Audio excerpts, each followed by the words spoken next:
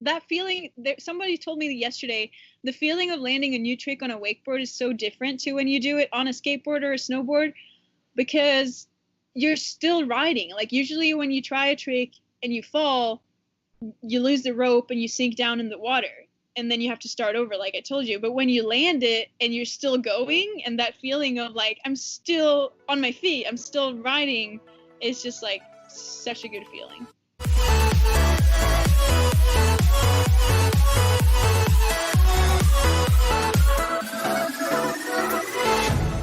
Hey everyone, welcome to The Row Show. This week we have Carolyn Djupsjo, who is one of Europe's top female wakeboard riders. She was the first woman to do a double flip on a wakeboard and has traveled the world competing ever since she was a kid.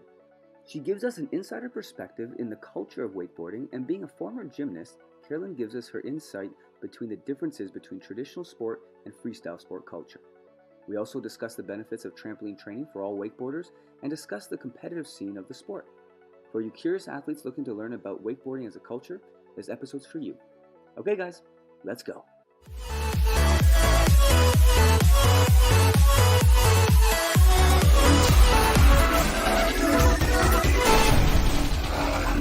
Hey Carolyn, thanks so much for coming on the show. How are you doing? I'm doing good. How are you? I'm good. I'm excited to talk to you. I did wakeboarding once when I was younger. I didn't do very well, so maybe you have some tips for me. Oh yeah, you definitely could use some help when you start out, that's for sure. Well, you started out, you got your big break like in 2009, I think it was, the European Championships. Is that when you kind of started really popping off the charts? Yeah, well, so 2009 was my first international debut, but I've been wakeboarding ever since 2004. And after winning that championships, I decided to try and go pro. So I moved over to the U.S., where wakeboarding is a lot bigger than Sweden, where I'm from, and just tried to meet the right people and train really hard, and try and make it as a pro wakeboarder. That's awesome. So you basically left home and left your family back there to go basically hit the road and live your dream of trying to be a professional wakeboarder? Yep, that's about it. And then now, 10 years later, I'm still here, still in the U.S. and still doing what I love. So I'm pretty hyped. It worked out. I was gonna say, so that it was a good move. You went, don't regret it at all? Not at all. It was awesome. Perfect. So you travel around just doing competitions all the time, training, and is that like literally your full life all the time? Whenever you want to jump on the board, you can? Yep, that's about it.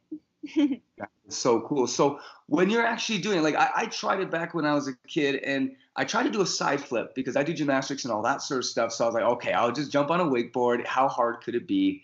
I'm just gonna, phew. And I ended up getting like this high off the wake and then landing on my head going, 50 kilometers an hour, whatever it is. So my first question is, how am I actually supposed to get up? Because you guys go like 10, 15 feet in the air, right? So how do you actually do that? What are you thinking about? Well, so first of all, we use boats that are like specifically designed to create the biggest wake possible, so that you have like basically a big jump to jump off of.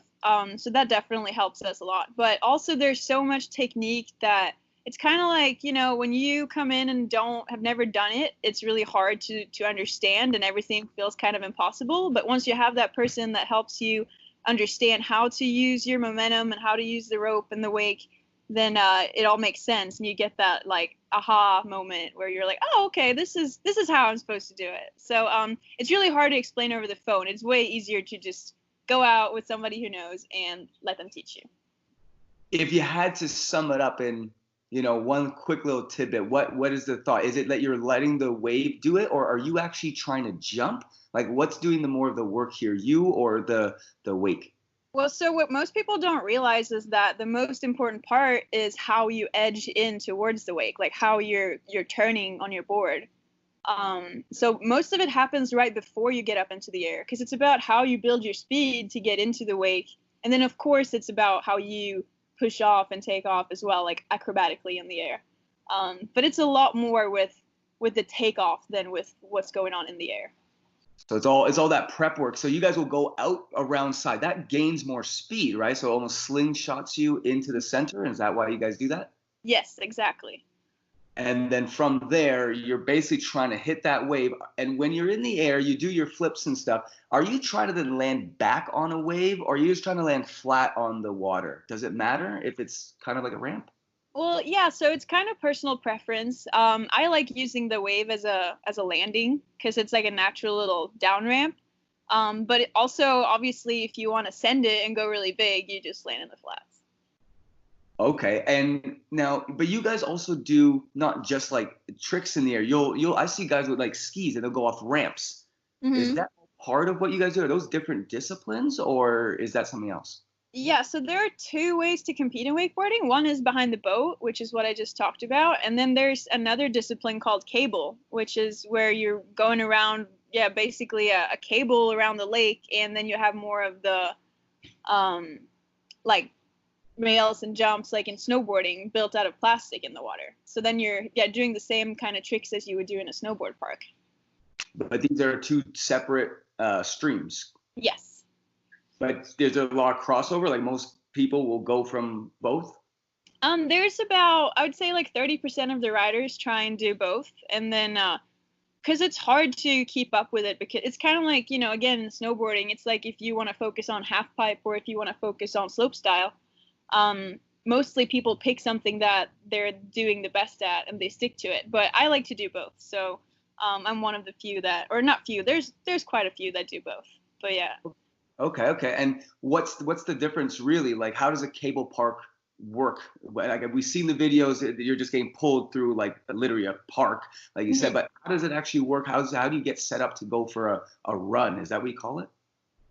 Like a contest run? Just any run. Like you're at the cable park with your buddies and you want to go and hit a ramp and then hit the rail, and then how do you set that up? Well, so when you go to a park, you have people that are operating, that are standing by the starting dock. So what you do is you strap on your board, and then they will click you out on something called a carrier on the cable. And then, yeah, you just go around the park, and there are, like you said, there are a bunch of different rails and kickers in the water. So you choose what you want to ride on. You can jump off kickers or do tricks off the rails. And then whenever you fall, you swim back to shore and go back to the starting dock and start over. And then you just get back in line and you just keep doing that? Yep. So the good part is you can have about between 5 to 8 people riding at the same time on different carriers on the cable. So you can go out with all your friends and everybody can ride at the same time. Whereas when you're on the boat, you're riding one person at a time, obviously. So that's Oh, something. makes Yeah. sense. Okay, okay. So is it all machine operated, or is there like one operator, like human operator for every person that's going that has to manually figure out the speed and tempo and all that? So it's an electric system that is it's operated by one person, but he's or she is doing the entire system. So yeah, there are 8 carriers, and the person operating is responsible for all 8. Kind of like an amusement park ride operator. Yeah, exactly. Kind of like that. It feels like that too. That's funny. That's funny. So what kind of person, if you had to take a guess, what kind of athlete would rather the cable versus outside? Is it kind of like snowboarding where you got the guys who like to just kind of cruise in the mountains in the back and it's more about the environment and cruising versus the guys that are there just to do the big tricks? Is it that simple, or is there more to it? Honestly, I think it's mostly about convenience. If you live close to a cable park, you're going to ride cable because you don't need a whole crew, you don't need a boat. You can just, it's kind of like going to a snow resort in a way. You just take your board and you buy a season pass and you go every day. Whereas if you do have friends, if you live closer to friends with boats, or if you have a boat, then you're going to end up riding behind the boat. So, because the actual feeling of when you're on your board is pretty similar. And I guess also boat riders, I would say we, because I started behind the boat. I do ride cable now, but so boat riders, we like to obviously focus a lot on getting air, because all we have is the wake. So it's about like jumping off the wake. Whether cable, you can do a lot of stuff with just hitting rails and doing a little bit different tricks. Well, because yeah, I see them. They'll do a flip or something off a ramp, but then they'll all of a sudden jump on their back and do some kind of turtle spin on their back and then hop back up.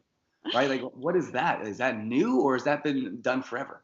Oh, that's been done forever. That comes from trick skiing and barefooting back in the day. So wakeboarding is a pretty young sport. It started in the 90s, And we do have a lot of there's a lot of little fun stuff like that that people used to do on skis. And so then they just transfer it over. Does it hurt? It's pretty hard. Really? So I've never done one of those. It's called a tumble turn. But I don't think it hurts. It's more of a technique thing, and I'm always just out charging the wakes when I'm riding, so I've never tried it. So what kind of skills do you like to do most then? Well, I come from gymnastics actually, back when I was a kid, so I really love any kind of flip variations and stuff. So that's what I usually try and focus on behind the boat. That's cool. You can do like front fulls. Could you use the gymnastics terminology? Rudies, double fulls? Actually, we have our own really complicated terminology because how it started is whoever landed a trick first got to name the trick. So they're all called crazy things like whirly bird, Moby Dick, dom doms, tootsie rolls. Like they're all over the place. So it's really hard to comprehend the term when you don't do it. But we're doing all kinds of like the same things you do in gymnastics. But we add grabs and stuff to make it more like snowboarding and yeah. But you use a lot of your gymnastics background to really help get your feeling in the air? Oh, definitely. Definitely helps with the air awareness and stuff. Do you actually train gymnastics, or is it just from memory that you now just have put into wakeboarding? I do train gymnastics in the winter, just to keep my air awareness up. So I go to, whenever I'm in Sweden, I go to an open hall and just practice trampolining and all that stuff. Because it helps so much with, just knowing where you are in the air. And even sometimes we tie a rope to, if we have, like every wake park will have a trampoline pretty much. And you'll have a rope tied to a tree or something so that you can use the rope to do the tricks on the trampoline first before you try them on the water. I've seen that. I've tried it. I played with it. I felt like that wasn't quite representative of what's actually going to happen out there because you have to kind of move into it. So I've always found like it's good to kind of just get the idea of moving the hands and all that. But the actual momentum of going in and out, I felt was different. Is that true, or I just was doing it wrong? No, it's definitely different, but I would say it's the closest you can get to doing it on the water without being on the water. And obviously when you fall on a trampoline, you can just get back up and try it again. Whereas when you fall on your wakeboard, either you have to get your board off, swim into shore, get back in the line at the cable, or you have to wait for the boat to pick you up. So you can do a lot more of the fine tuning while you're on the trampoline. So that's why you save a lot of time by just, even though it's not like you say, it's not exactly the same, you save a lot of time by just practicing on the trampoline. That makes a lot of sense. Yeah, for sure. You know, get some reps in with the fun. You got a shelter. It makes a lot of sense. But so when you're actually training, how much do you train? How many hours? How's that go? Well, it depends on, so when you're riding boat, the sets, as we call them, they're very intense. So usually a set could be around 30 minutes, and I usually only do 2 or 3 maximum a day because it's really high intensity. And then of course you have to follow up with off water training. But when you go to the cable, like I said, there are some other things besides those big jumps, the big kickers. So you can do a little bit more technical stuff on rails. So then you can usually we go about 2 hours, maybe once or twice a day, to get out the maximum. It's more about quality over quantity when it comes to the actual wakeboarding part, and then we put a lot of hours in outside of the water too to get our bodies fit and stuff. It sounds like a lot like snowboarding. We work with a bunch of snowboarders, and they're in the gym. We're doing the building of all the skills and just the reps, get it in the head. But when it's on the hill, it's I got to wait for the right conditions, and it's got to be just kind of mentally and then go. So it's the same for you guys. Yeah, and exactly with the conditions, sometimes it makes it hard to plan your training because if the water is good, you're gonna go. And then one day maybe you're like, oh, I'm going to ride all day tomorrow. And then it's super windy, which is our worst enemy. And then you can't go at all. So it's really, you just got to go whenever the conditions allow you to. So the wind is the big problem for you guys? Yeah, so we want the water to be as flat as possible so it doesn't interrupt when we're edging into the wake or edging into the kickers. So whenever it's windy, it makes the water wavy and choppy?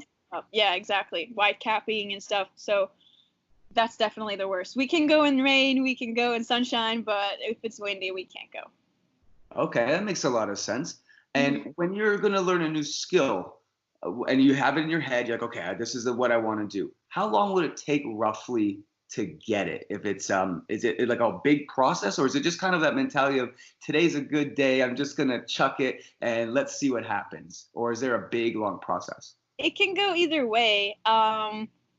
Now, usually because I've been wakeboarding for so long, it takes me quite a while to learn new tricks because first I want to learn them on the trampoline, and then I want to build up all my foundations to be very solid before I attempt it. And then it's mostly a mental game at this point to, well, I'm talking about tricks on the boat right now because the impact is pretty high, and there's, like, we always do the risk and reward evaluation.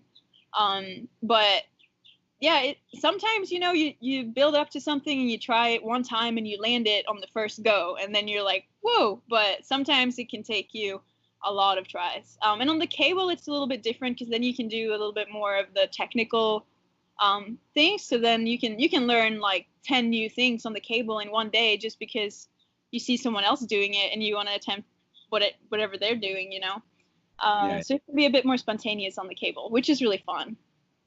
That is cool. That is really fun. So, but Mhm. I'm seeing when I look at the videos, I see people. They're not just in the cables anymore. They're not just out doing the regular like backflips and stuff, even though it's not regular. But I see them now going in, like into, I don't know what you even call them, like the ravines and rivers and just different creative places. Is Mhm. that new, or has that also been done from time?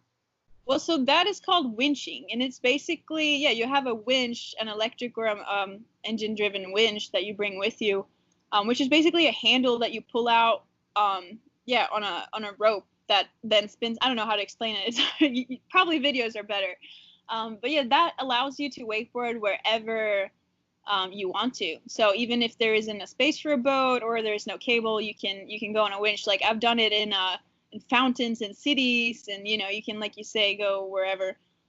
That part has been around, but it is a lot of effort, because every time you ride you only get one line, and then you got to walk back with the winch and you got to try again. And it's really hard because those spots are, obviously, we call it street. They're obviously, maybe you're the first person to ever like try and wakeboard at that spot, so you don't really know if it's gonna work or not, if it's deep enough, if you're gonna have enough speed, or but there's some really talented wakeboarders that do it, and obviously I think it's so much fun to watch because it makes it look more like snowboarding or skiing in the streets. That's what I was gonna think. It's almost like wakeboarding meets parkour in some kind Yeah. of, and that's the first thought I had. I was like, what? That's so cool. I Yeah. didn't even know.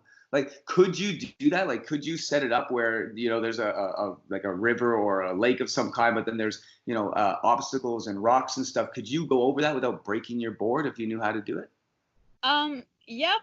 And a lot of the times people break their boards and they still do it because they want to get that cool clip, or, like wakeboarding recently got into, or it's been a couple years now, but we've been in the real wake in X Games, where you get about 30 or 90 seconds to showcase your best riding. And a lot of riders have submitted street clips like that, which is probably my favorite part of whenever all those videos come out. I always sit down and just like shut everything off and watch them. Because they're so, yeah, it's so cool to watch whenever people can go over the crazy spots and stuff. So now that's different from the competition. So that's more like personal branding, we'll call it, I guess. And Yeah. then you also have the competitions that also is obviously a very big part of the branding, especially if you're now in the X Games. Mm-hmm. Oh, well, we're not in the X Games. We're in the digital X Games. There's a So we're in real. They do real snow, for instance, and they do real wake. But yeah, that's definitely. I feel like with social media and everything, like in any sport, especially wakeboarding, is so much more fun to see. Well, if you can't be in person, it's really like when you're filming, that's your best opportunity to showcase really cool tricks and really cool riding. So there's definitely a lot of riders that don't even do contests. They just focus on creating good clips and showing their tricks that way. Okay. And now is that 50-50, or is it still majority of people are looking at it as a traditional sport, or is it kind of now diverging into two sort of cultures, let's call it? I think the latter. It's probably kind of 50-50, diverting into people that just film stuff, and then a lot of contest riders will do the online, the videos, and vice versa from time to time. But yeah, it's definitely huge, the just filming. That's cool. We do a lot. Like the parkour guys, they have a team of guys and they all have their lines, kind of like exactly like you guys do. I'm seeing a lot of similarities between snowboarding and surfing and wakeboarding and all that. It's almost like these freestyle sports are all more team oriented and environment oriented, where it's not just the skill, it's where you do it that really is also half the battle. You know, it's all context really. Mm-hmm. Yep. And I think that really adds a lot more to it. But when you're actually competing, how does that go? When's your season start? When does it end? How many competitions do you have? So usually it goes from May to October, and there'll be contests all over the world. So if you wanted to, you could probably compete every weekend if you really wanted to. But usually people would do, like, for instance, our World Series, they usually have about 7 stops on the boat and maybe 4 on the cable. And then on top of that, there will be a World Championships and some national championships and stuff, depending on in which country you are. The U.S. is really big in wakeboarding, so a lot of the contests are over in the U.S., which is why I'm here too. But yeah, so it goes throughout the year, and you can compete either on the boat or on the cable, or both. If you're doing both, that's when you have a lot of contests, that's for sure. But yeah, that's about it. And what are they judging exactly? How do you get judged for a wakeboarding run? Well, so they judge. It's kind of like any judgment sport, really. Obviously, the difficulty of your tricks. Then it's on style, how good you look, and how long you hold your grabs and stuff. And usually also how big you go if you're behind the boat. Like obviously someone who's sending it and going really big is gonna score higher than somebody taking it a little easier.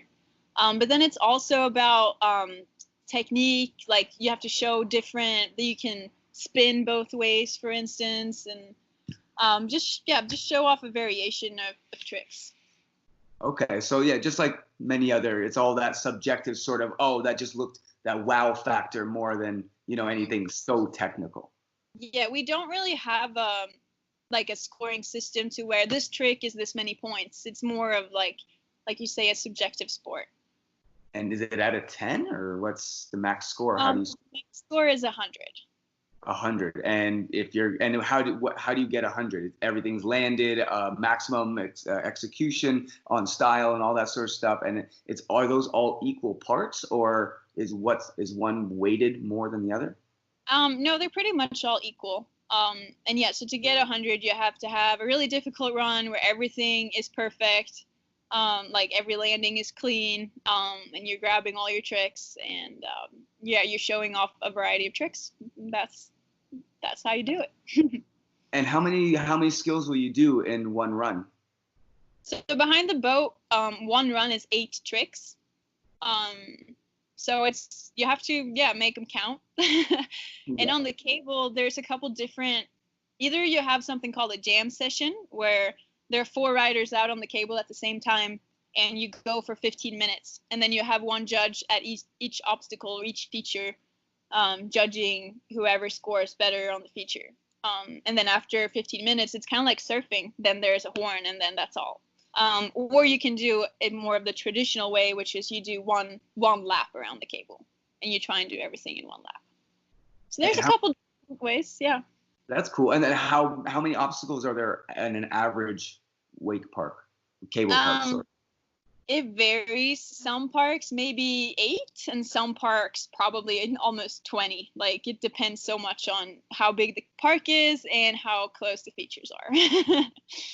And is there can you do any object as long as you land on it properly, or there's certain types of objects you really can't do? Like I'm thinking like skateboarding and all that sort of stuff where they have ramps, they have rails, they'll have S ramps and stuff. Can you do anything that they can do just on water?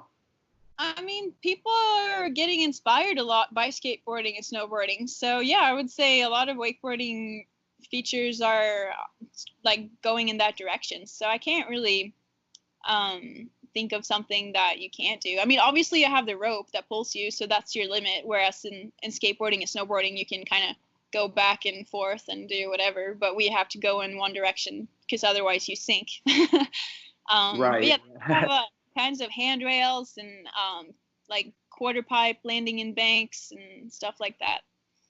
Do you see that it will just keep adding more obstacles to the point where there's less and less water, more and more obstacles?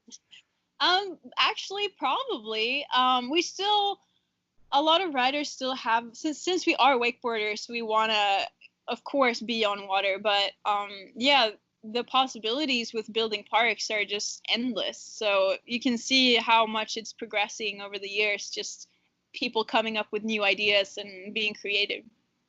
Well, that's what I was going to ask is like, okay, so I saw a triple backflip from Cody, and I thought that was cool. I never knew that you could even do a triple backflip. How many people in the world can do a triple backflip on a wakeboard? Honestly, I think Cody is the only person to ever land it, which is really cool. He won Trick of the Year for it back in 2015. I know there's been a couple people getting really close in the past few years. So maybe we'll see it again soon. That's cool. Because I'm thinking like, okay, so is it just the ramps are going to get bigger and bigger and bigger, and all of a sudden people are just doing quads and quintuple flips with like triple twists and all that? Are you going to start seeing that progression, or is it going to stay more like stylish? Well, so I think the ramps, so for us on the cable, we don't have landings. Like our landing is flat, which is currently the limitation. So they did in Germany a couple years back, they started actually building a landing for wakeboarding. So it turned into more of a snowboarding jump, where the landing is at an angle rather than just a flat water. And that actually helped people boost even bigger.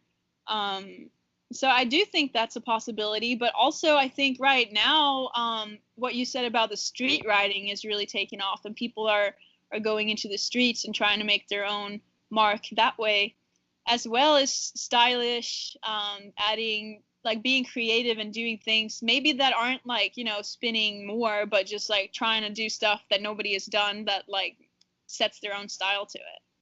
Yeah, no, that's cool. It sounds a lot like what's happening in trampoline right now. Like, a trampoline used to be very traditional, everything pointed toes, all that sort of stuff. And now these kids are basically in their backyards doing all this crazy stuff, jumping from their houses onto their trampolines and kind of, taking that same route, doing the environment sort of stuff. And it's added a lot more, I don't know, variety and just excitement to the whole sport. And so I obviously you guys are doing the same thing. And so it sounds like the new generation is kind of all in the same sort of mind frame of, let's get out of the closed quarter gym and let's get out there and see what the real world is actually like. Yep, that sounds about exactly what's happening with us too. Yeah, I think it's happening. I saw like some snowboarders and they're going through the city and stuff down the rails, and they'll find like little bare patches of snow, like 2 little centimeters of snow, and that's enough, and you can see all of that sort of coming together. But we always then ask, well, okay, well, what about injuries then? Because if now these kids are out there just going on anywhere, like if you're in a cable park, it's more control. They have people there that can help you. If you drown for whatever reason, they can come save you. So is there going to be that kind of pushback from maybe the more safety conscious members of wakeboarding communities? Well, I think the people that are going into the streets, they're well aware of the risks that they're taking. And usually, beginners, if you're a beginner, you're not going to go and try and ride some of these gnarly spots. And yeah, of course, wakeboarding is an extreme sport, so of course there will be injuries. But like you said, people start at cable parks or they start behind the boat, and usually you have people that can help you if you were to get hurt. Yeah. And how old do you have to be to start? Like, can you be like 4 years old? Yeah, I've taught some people that are 5. That's the youngest I've taught. But yeah, people start really young. And then you just get them to go. And then at what age or what skill level do they have to be before they can start doing jumps? How do you know when they're ready?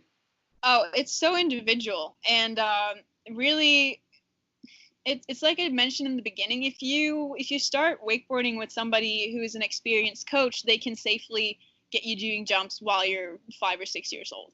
But it's a lot about well, if you're a boat driver, you have to know the speeds, and you have to be able to safely make sure kids aren't getting hurt when they're that young, because then they won't want to do it anymore. Yeah, exactly. And then on the cable, yeah, it's really depending on, like, yeah, the kids. Some kids are daredevils, and they just want to send it straight off the bat, you know?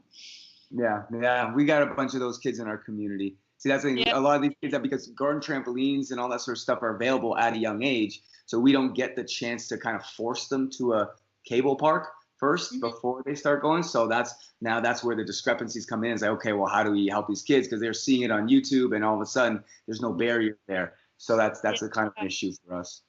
Yeah, are a lot of kids getting hurt in trampolining? Yeah. Really not really. You know, the critics will say, oh, everyone's going to die and everyone's going to break their neck, right? But we work with these kids, and we know, like, exactly what you're saying. These kids aren't stupid. They're not looking for a death wish. They generally, you know, they're young kids that they want to get out there and prove to the world that there's something, right? But that's like everybody, so you can't really knock them for that. But they do get a little bit crazy. And I think it's more that it looks crazy. Like, you'll see the guy get launched by his friends, you know, literally like 30 feet in the air. And anyone that hasn't ever done that thinks, oh my God, death, right? But someone who's done shows and says, okay, well, look, I can see where his eyes are. You can see when they know where they are. But that's right, big conflict where, you know, well, what's safe, what's not safe. But no one's going to be able to stop the kids. So that's where they've kind of already lost the battle in some sense. And now it's just a political this. But we're saying, you know, the kids are going to move forward. Let them be. Let them do their thing. Safety is something you got to learn through experience. You can't tell someone what safety is and then have them replicate it. Humans aren't that easy. Yeah, and like you said too, with kids, I feel like they're so they just sorry, I'm losing my words, but they're so motivated, and they just want to use their bodies and try new things, and I really want to encourage that versus sitting inside on their iPads playing Minecraft or something. So if they establish that good, like, physical activity at a young age, yeah, sure, maybe they will break a wrist or something if they're really unlucky, but honestly, usually that doesn't really happen in wakeboarding either. But even if they do, you know, they're kids, they'll heal, and then they'll keep up the physical activity. Yeah, yep. No, I can see it for wakeboarding. Our issues, because these kids, one bad neck landing and you're paralyzed. Yeah, that is true. So it's a bit more of a high risk sort of. Yeah, so that's where it is, you know, and that's where we're all kind of like, oh, I'm not sure if this is good. Like, in the grand scheme of the world, you know, all progress requires a few, let's say, dead bodies along the pathway. That's just how this works. That's how you fight for your country. It's just, that's how it is. But it's not pleasant to think about the fact that in reality, not everyone can make it, but you still need to move on anyway. And that might be the core emotional problem the community has. But what we've done is basically say, look, you can have an online structure. Here's education. Here's this. Here's that. We'll give you all the tools. We can't force you to not do it, but you can at least make it attractive for them to want to learn. And that's why we do competitions and stuff like that. That makes sense. And I guess in that way, wakeboarding, we do have a lot of, like, injuries where people hurting their knees or shoulders or stuff. But we've had very rare, there's been some, but there haven't been a lot of, like, really bad accidents. So I guess in that sense, because we were landing in water, it's easier to land on your head in water and be fine than it is in trampolining, that's for sure.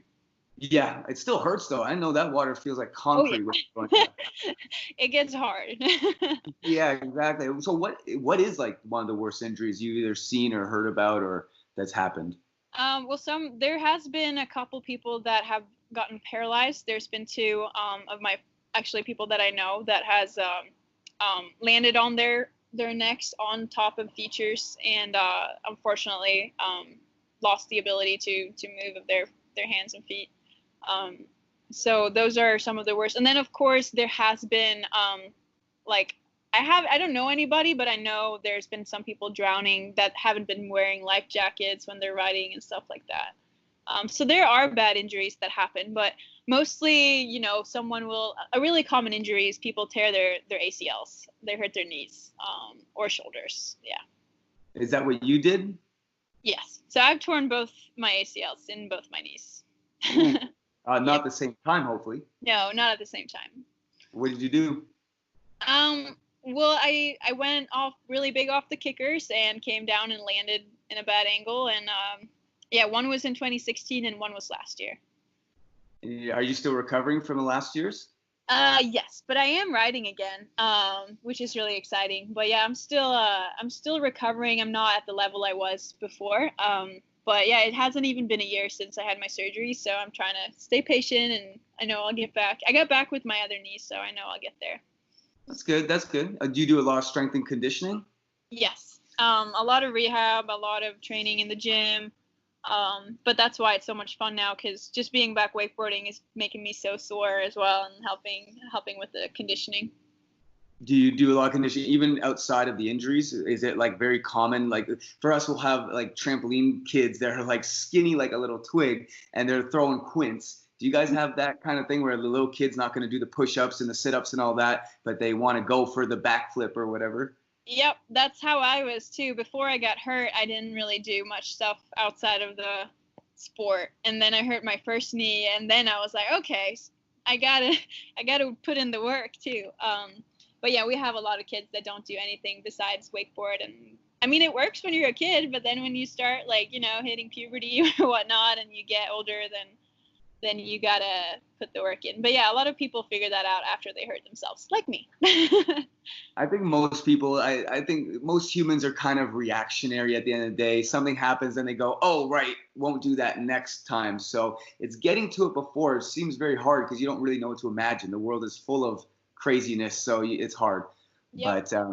But so when you're doing your strength and conditioning, like outside of the rehab and all that sort of stuff, how much are you doing? Like, what can you squat? Do you do squats?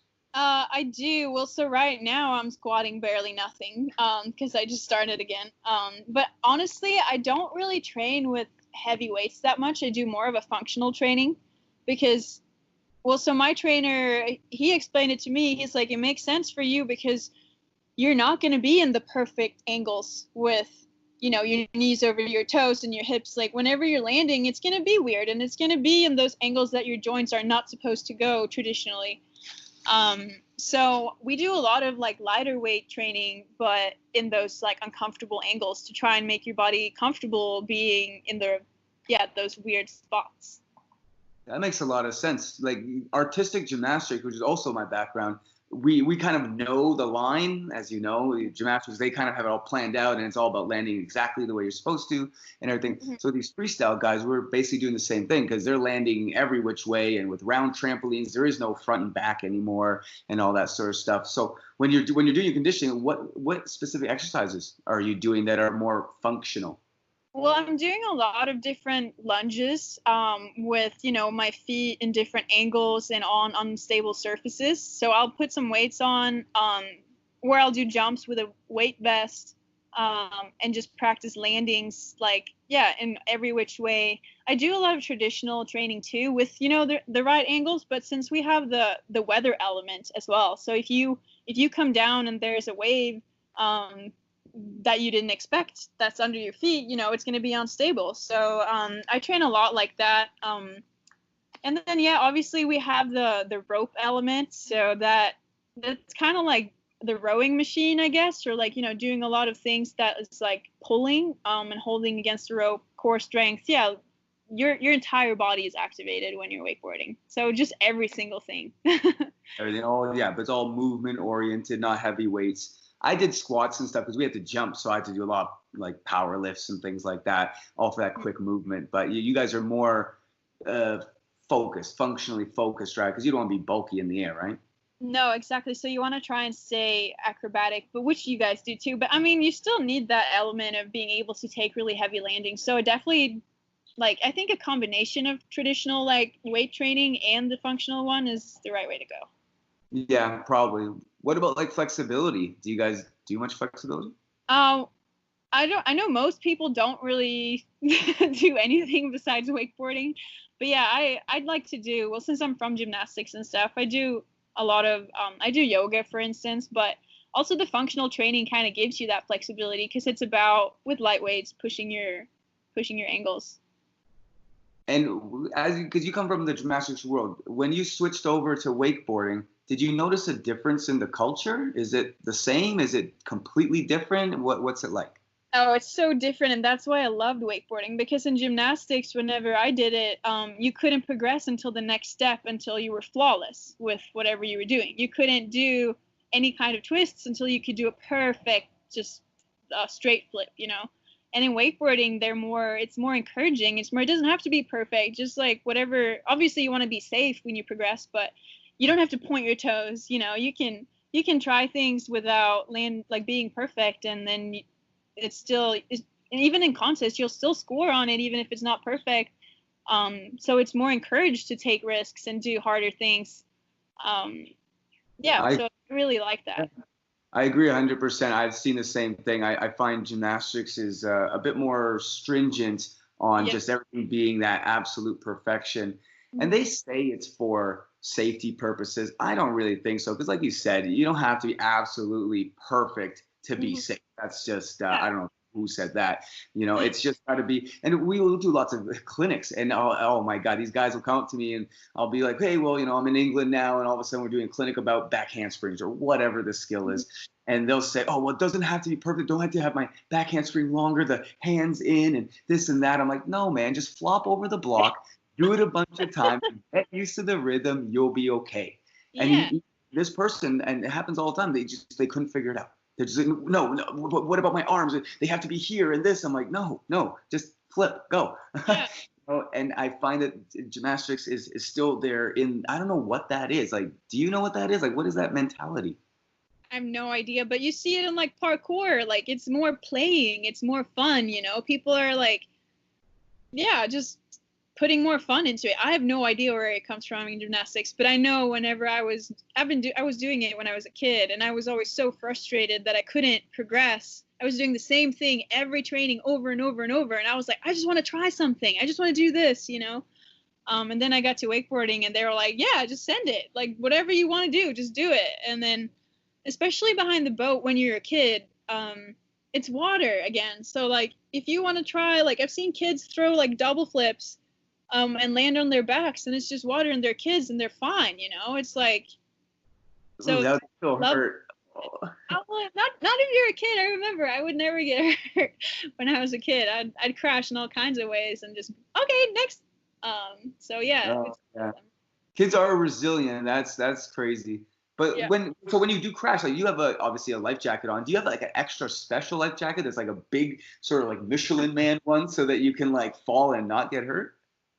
Well, so you don't want to have too bulky of a life jacket, because you want to be able to not restrict your movement. So most of the jackets they're called impact vests. So they're with neoprene, and they are made to absorb a bit of the impact.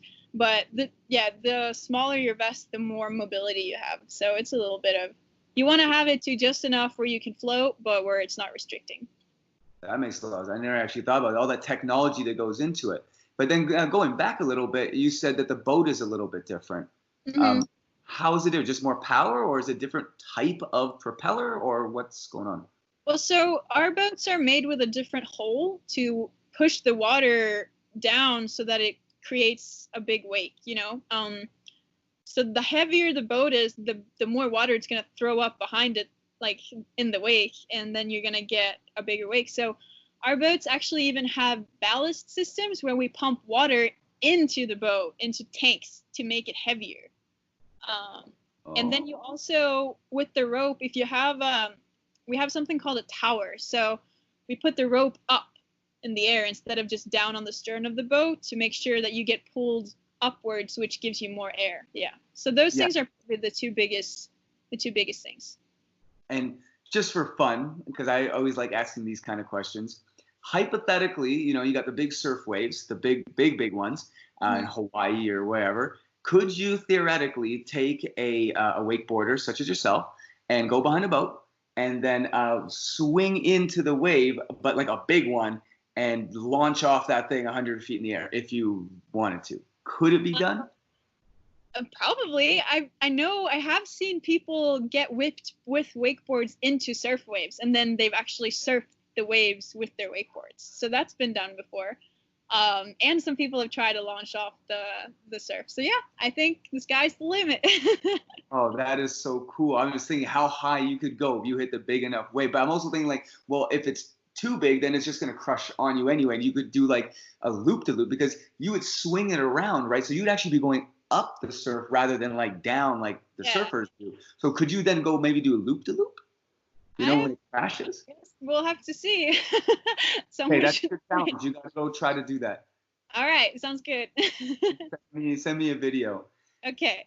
And okay, before we wrap it up, can you tell us one of the most memorable moments from your wakeboarding career? That moment that you're just like, oh man, everything was just going awesome, and it was just like the best day of your life, or something like that, either at training or competition.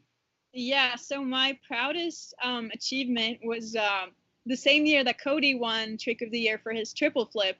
I won the women's Trick of the Year for doing a double flip. So that was definitely my favorite moment in wakeboarding, because that was one of those tricks that, you know, I would go out and try and hurt myself so bad doing it I had my mindset. I told my sponsors I'm going to do a double flip, and that's all I did for 3 weeks. I went out every day and tried to get this double down. And then when I finally got it after 3 weeks of slamming and everything, then that feeling was incredible. So that's definitely my favorite moment for sure. That's awesome. And when you do the double, when you landed the first one, did you know that was the one even at training, or was it just like, oh man, I landed, yay? I was a little surprised when I landed it. And then, well, honestly, what happened was I landed it and I kind of didn't get that perfect landing. So I was like, yay, I did it. But then I'm like, I got to do it again so I get a better landing. And then I ended up doing a couple more. But yeah, it was definitely surprising. That feeling, somebody told me yesterday, the feeling of landing a new trick on a wakeboard is so different to when you do it on a skateboard or a snowboard, because you're still riding. Like usually when you try a trick and you fall, you lose the rope and you sink down in the water, and then you have to start over like I told you. But when you land it and you're still going, and that feeling of like, I'm still on my feet, I'm still riding, is just like such a good feeling. Do you forget and then all of a sudden catch an edge and forget that you're hanging on? I have, yes. I have actually done that in contests before, where I'm like landing something and I'm claiming it, and then I'm out.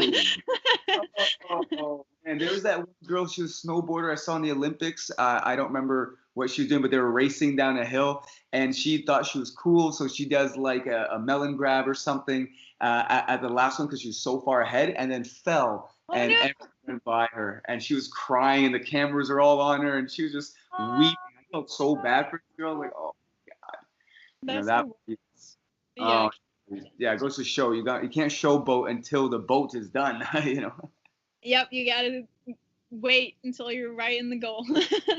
Awesome. Well, that's a really cool story, and obviously you've done very well for yourself, so keep up the training and all that. I hope your knee gets better soon. Thanks. Yeah, me too. It's getting there. Slowly but surely. Perfect. Well, thank you so much for talking to our audience a little bit about wakeboarding. I feel like now I understand it. I got to go jump on a wakeboard myself. I'll probably go see Daniel when we were back in Europe, and he has his cable park there, so I'll go try it out. I'll send you some videos. Hell yeah, sounds good. Awesome. All right. Thank you so much. Have a great day. Thank you. You too. Bye.